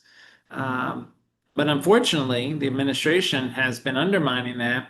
We had about 50 of our students have their visas canceled. Again, arbitrarily, no explanation why. Then, just as litigation was about to be filed, the visas were restored, no explanation. And now, visa interviews have been paused by the State Department. So we're very worried that we're going to lose international student enrollment, which will be bad for our institutions, but more importantly, bad for the country. And then, of course, we have the fear that folks have who are undocumented, who are in mixed status families, the fear that faculty have that they could be attacked by the federal government weaponizing civil rights enforcement against diversity, equity, inclusion work. But what we've tried to say at SUNY is we're just very clear on our values. You know, when SUNY was founded just over 75 years ago, in our enabling statute, it talks about providing the broadest possible access, serving all segments of New York. So I would say to folks, DEI is in our DNA. We are very clear on our values. We've got multiple lawsuits that we're participating in against the administration where they have tried to undermine our values around, core issues. And we're going to keep standing up for our values. And the governor and the attorney general have been great. They are 100% with us, standing up for our values. Thank you. Thank you. I know we started a little bit late. I would like to have a kind of round robin on this issue. And this is the 92%. For those of you who know, at the time of Juneteenth, that we fought for our freedom, it was earned, not given. And we had what I think was still an election that needed an investigation around voter suppression. I'm just going to put that out there. That's my belief. That didn't happen. I think it should have happened. But we have something called the 92% who are deciding to sit this one out. And given that we're in this, time of Juneteenth, at the same time, we don't even know if we're going to have a Juneteenth next year, depending on what this administration is going to try to do. So the feeling that some people have already given enough, they're not giving anymore. I've been to protests, and we are very much absent in a number of these protests. I already told you I have a book, A Protest History of the United States, that is about 400 to 500 years of protest history, selected protests and protesters, in which labor, but in particular African-American protests, are essential to putting the conscience in the Constitution. What is your feeling about the 92% sitting this one out? And if you were talking to people about the 92% or have had those conversations, what would you say, or what have you said? And who would like to start? I would love to take this one Okay. because I have to deal with this a lot. I was a delegate to the DNC, and we were in Chicago, and every night looking around that arena, you just could not tell me that we didn't have it. You just couldn't. I mean, literally, I looked around and I was like, this arena looks like what our society looks like. And there are people shoulder to shoulder, and just the cheering, the smiling, the laughing. The word joy was the biggest word in a Wordle. Like, it was between that and freedom. Like, it was amazing. And so when we didn't get there, it was as if, and I had to explain this to my colleagues at the UConn School of Social Work. They just had their campaign school a few months ago. And I said, Black women showed up for everybody. We showed up for everybody. And it was like, y'all just didn't even care. And so I took November to January as much time as I could to just sort of sit and process how that felt like such a personal rebuke, that you are so beholden to your own bigotry that you couldn't even allow yourself to believe for something better for yourself. And so it was a real challenge. And so I've been hearing a lot of women, sisters all over North Carolina, sisters outside of the state, saying, give me 2 years and I'll get back. And I keep saying, we don't have time. We really don't. If we do not take control of Congress in 2026, I do not know what will happen in 2028. And that is not hyperbole. This man is a tyrant and a dictator, and he is a puppet, and he is fragile emotionally. And so he is liable to do whatever. And as y'all talked about at length earlier, who gonna check him? Nobody. And so if we don't wrest power from the hands of those people who have it and refuse to use it, or who are using it in a hateful and oppressive way in 2026, I do not know what we're going to get in 2028. And so as much as it absolutely infuriates me too to have to say, listen, go back out there and do it one more time, I think what we're looking at is a sea change, even of the people who didn't even think it was going to be this bad, despite them saying the loud part out loud. And so I think there is a shift. What is America is shifting, even for those people that voted for him. And they're like, this is, no, wait, this is not what I voted for. And so if we can be a collective and go out there as that 92% again, and get those of us that are really trying to do the right thing the right way across that finish line, we have a chance to literally save democracy. If we don't do it, I genuinely don't know what 2028 is going to look like. So I would say that this is a great conversation to have as we talk about Juneteenth.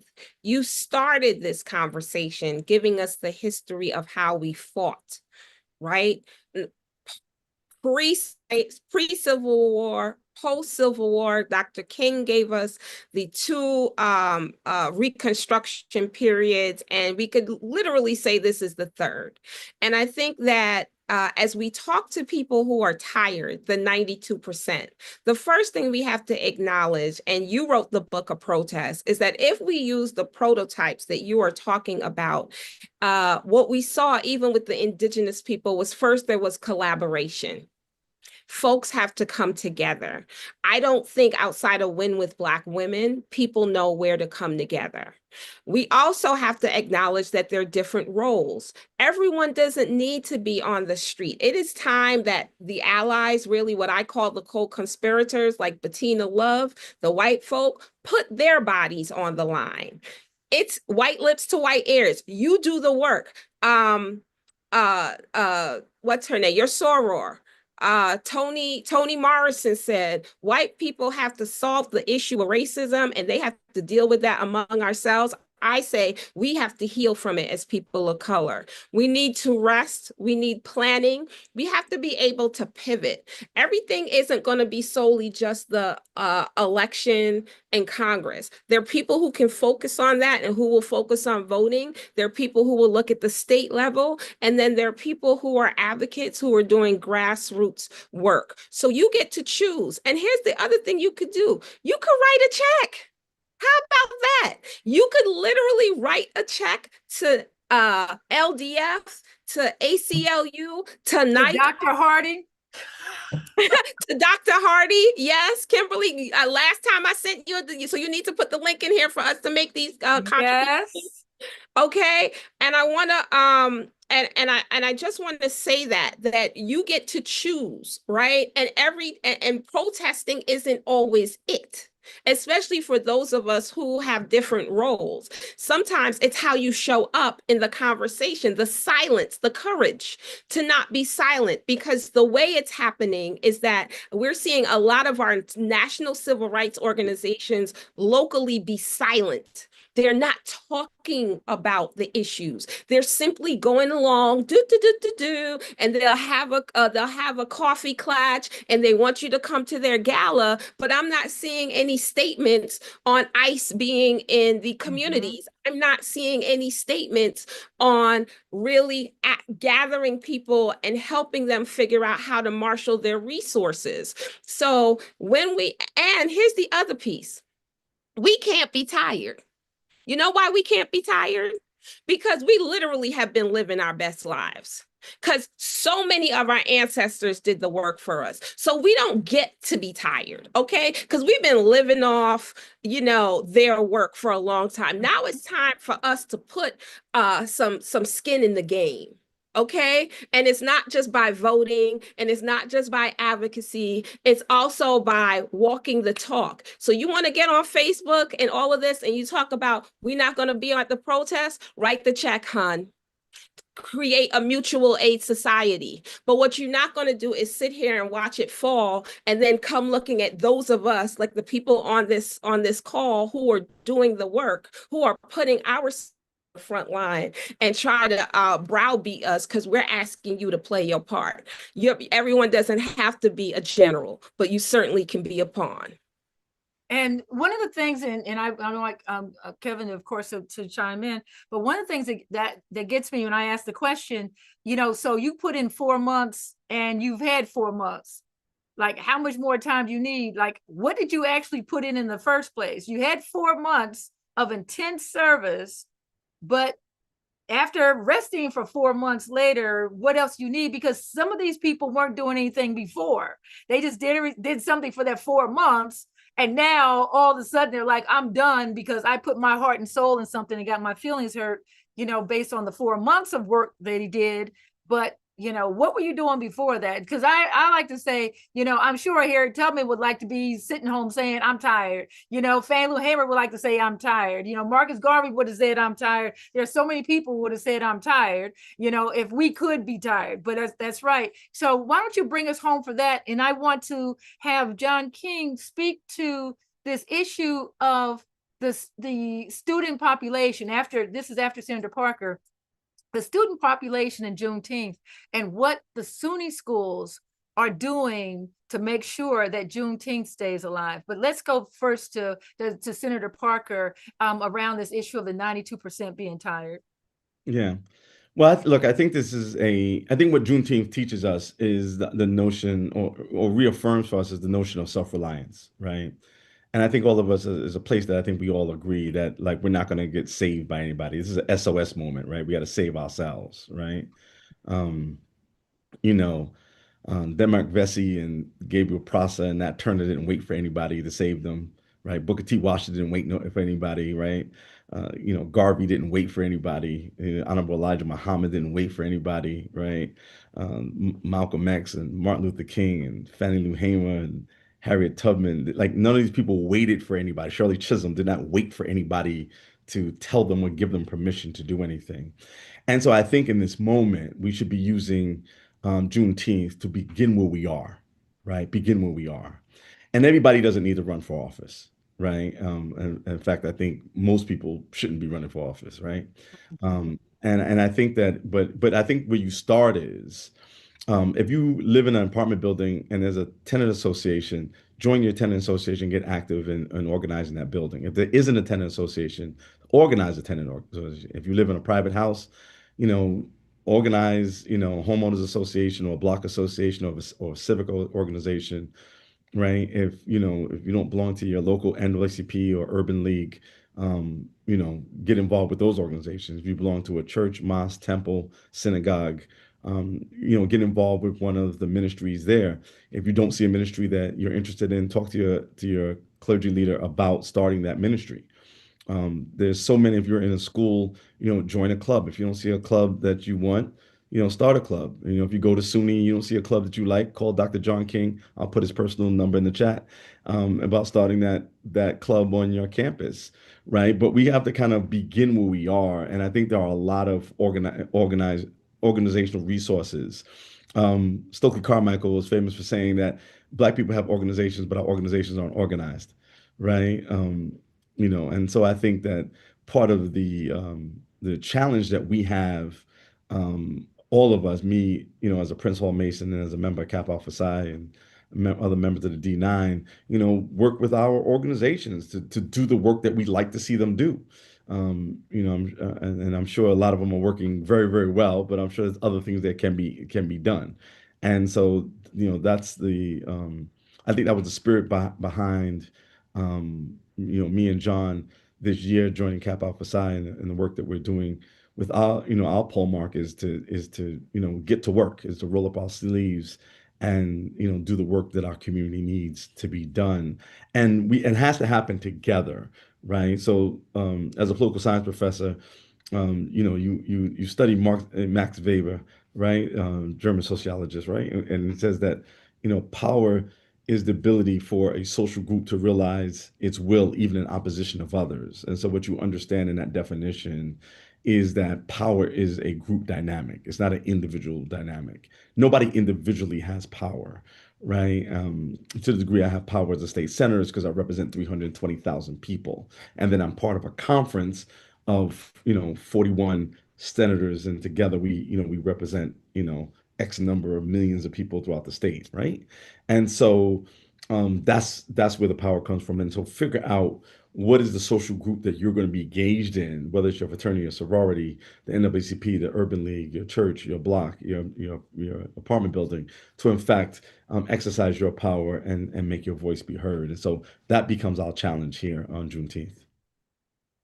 Thank you so much. And I want to have our last moments together.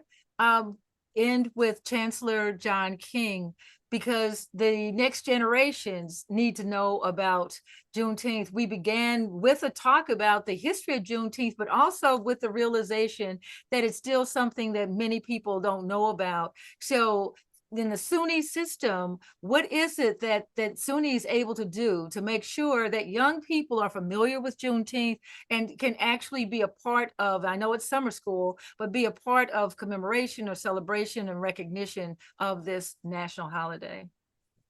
Yeah, I mean, certainly we across the SUNY system recognize and celebrate Juneteenth, but maybe I'd broaden the question just to tie back to what Kevin was talking about. Like, how do we equip people to start where they are? How do we equip our students to be uh, civically engaged in their community? How do we ensure they have an understanding of our history as a country so they understand where today's challenges originated?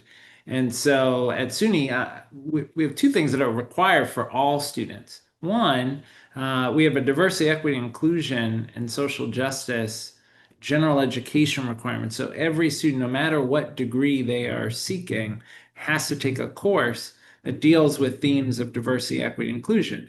Now, that would not be something the current administration would like, but it is what we do and what we're going to continue to do. But it means that if you're studying to be a nurse, you need to learn about the horrific racial disparities in maternal health and infant mortality in this country. It means if you're an English major, you need to read Toni Morrison, right? You need to be exposed to a breadth of authors and perspectives.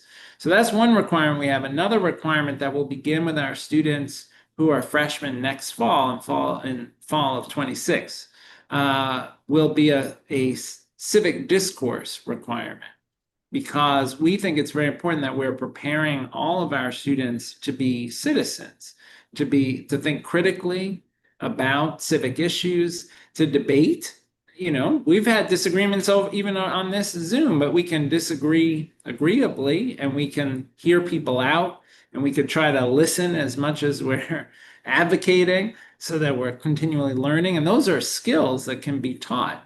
So we've made that now a commitment across our system that every undergraduate is going to have that preparation for civic discourse. We also launched this past year our Empire State Service Corps. So we've got 500 SUNY students who are paid to do public service work in the community. They're tutoring in schools, they're serving as peer mental health counselors, they're working on environmental issues. We have a group of these Empire State Service Corps members who are working with organizations like League of Women Voters to work on nonpartisan civic engagement. Because again, we've got to prepare young people that when they leave us, they are ready to be engaged citizens and to make a difference in their community, in their state, in their country, and for this world. So, this question of like, how do we make sure people engage? We've got to make sure they have the tools to engage effectively, and that's where SUNY comes in. Wonderful. We're going to have a power 30 seconds. We want people to reclaim that power that they have. And we have our pole mark here of Kappa Alpha Psi, who's going to give us our closing as we go through the split second. Senator Parker, how does one reclaim the power in this environment that we're in right now? People feel so vulnerable. They feel like they can't rely on anything. Give us a couple of words of encouragement. How do people reclaim that power? Mm-hmm. People need to understand that you're enough, that you were called for such a time as this and for a place as this.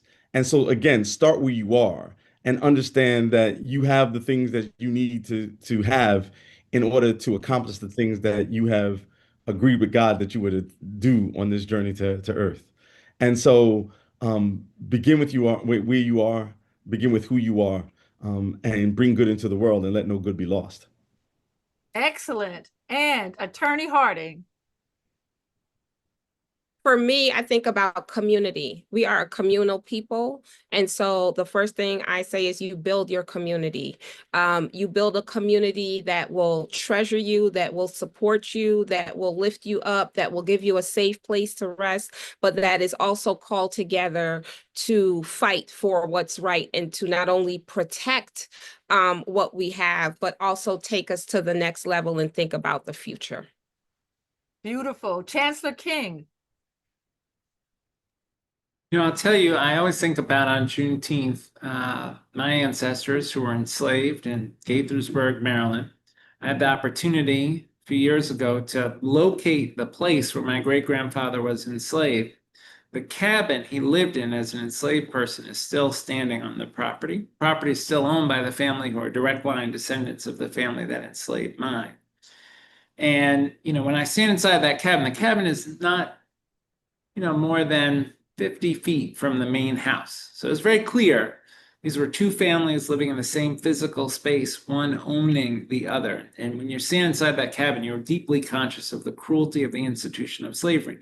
But I am also deeply conscious of the fact that my family went in 3 generations, my great-grandfather, 3 generations from enslaved in that cabin to serving in the cabinet of the first Black president.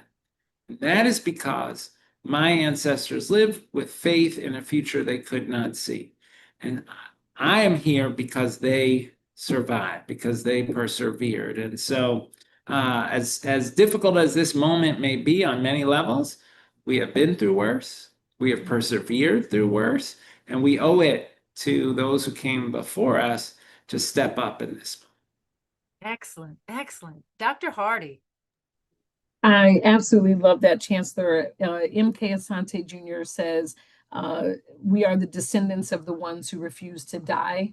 And I think that is such a profound statement. I say it often, and as a good scholar, I cite my work and let people know that those are not my words, those are his words. But I will tell people, you have more power than you realize, and you have more power than you're using. You are not powerless. They win every time you think that.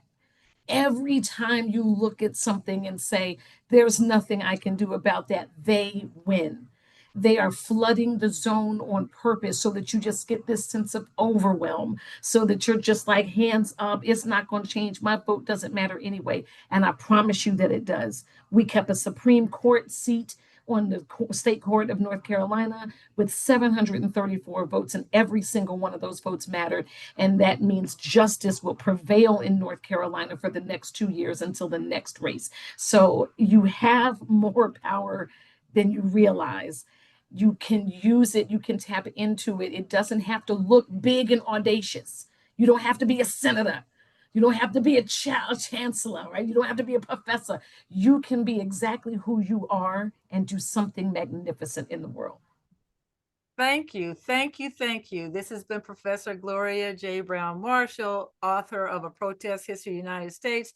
My 2 cents, God is great and God does not live at 1600 Pennsylvania Avenue. It's been my pleasure with this great, great panel. Thank you, Senator Parker. Thank you, Attorney Harding. Thank you, Dr. Hardy. Thank you, Chancellor King. And I turn it over to Brother Mario King for allowing us to have this and to take us out. Thank you so much, one and all, for listening. Thank you. And I do appreciate all of you for joining. Good evening. My name is Mario King, and of course, I am the pole mark of the Kappa Alpha Psi Fraternity Brooklyn, Long Island alumni chapter. We thank you for joining our World Talk series, Reclaiming Our Time, Power in American Politics Today. On behalf of the Brooklyn, Long Island chapter, we thank Professor Gloria J. Brown Marshall. Thank you for moderating an awesome session. This was powerful, to say the least. We thank the panelists for joining and sharing rich information and a spirited conversation. There's nothing better for our community, as well as as we endeavor to understand the politics today and the future. And we thank our own brother Earl Fleury for leading these efforts on behalf of our chapter. So thank you, Brother Fleury. Last but not least, we thank you, the viewers, and encourage you to follow us on our social media and YouTube to hear more information about our exciting topics. for our future Real Talk series. Again, these series are aimed at empowering our community. Information and knowledge is power, so let's leverage that for our future. And until then, we encourage you to stay informed and stay active. And thank you all for joining. Thank you, Paul Mark King, and thank you all for continuing this conversation. I've been on a number of them, and I'm completely impressed of the way that you're offering it out to the people in the community. Keep doing this really important work. Thank you. And thank you all for helping us get the message out there. We appreciate it immensely. Thank you. Thank you. Thanks. Good night. Thanks, Happy everybody. Good night. Happy Juneteenth.